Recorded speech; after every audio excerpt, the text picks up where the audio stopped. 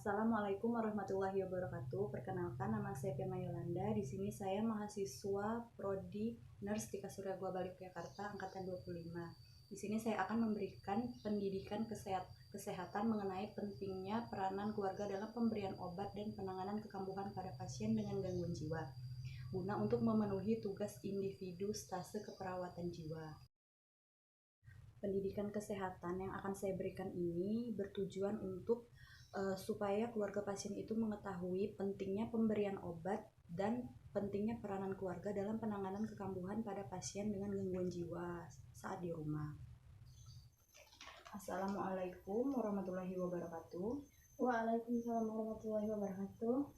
Selamat pagi Bu, perkenalkan di sini saya perawat Firma Yolanda yang berjaga pada pagi hari ini. Sebelumnya saya berbicara dengan Ibu siapa? Ibu Email. Ibu Email, apakah benar saudari dari Tuan X? Ibu Email, di sini tujuan saya memanggil Ibu Email ke sini yaitu di sini saya akan menjelaskan pentingnya peranan keluarga dalam pemberian obat dan penanganan kekambuhan pada pasien dengan gangguan jiwa. Mengingat Tuan X pada hari ini akan kembali ke rumah ya Bu ya. Nah, kalau begitu di sini saya membutuhkan kurang lebih waktu 10 menit. Apakah ada yang mau ditanyakan? Tidak ada. Kalau gitu langsung saja ya Bu.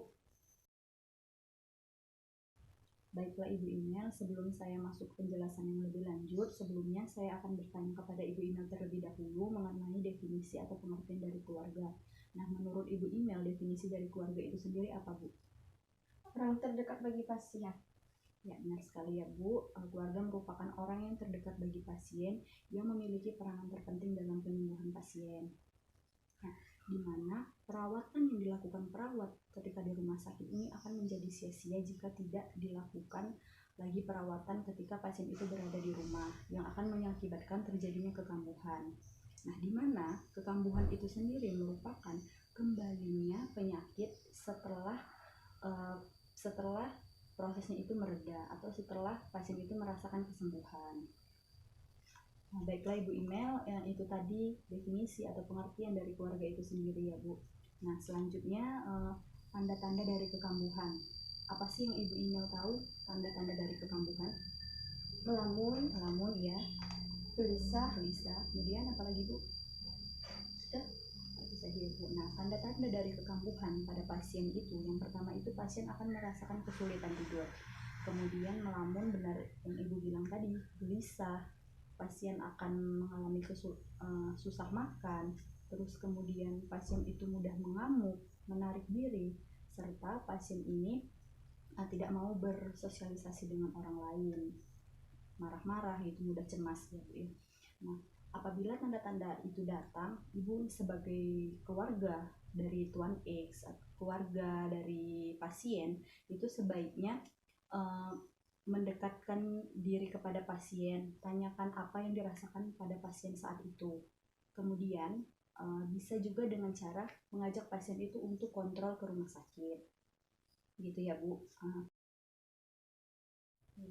Selanjutnya penyebab dari kekambuhan itu sendiri ya Bu. Nah, penyebab dari kekambuhan yang paling utama itu adalah ketidakteraturan minum obat atau pasien yang putus obat.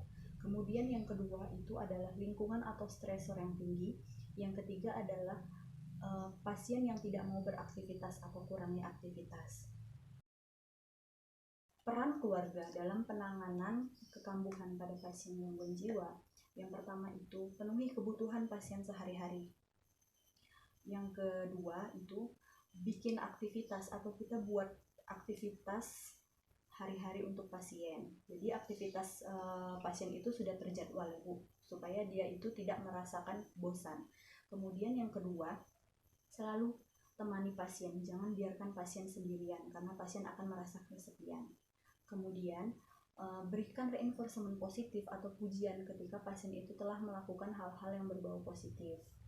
Nah, yang paling penting ini, karena salah satu faktor penyebab terjadinya kekambuhan itu adalah putus obat. Nah, karena putus obat atau ketidakteraturan dalam minum obat, nah di sini Ibu sebagai keluarga harus mampu menjelaskan kepada pasien pentingnya dari minum obat itu sendiri apa, terus manfaat ketika minum obat itu apa, terus dampak dari jika tidak minum obat.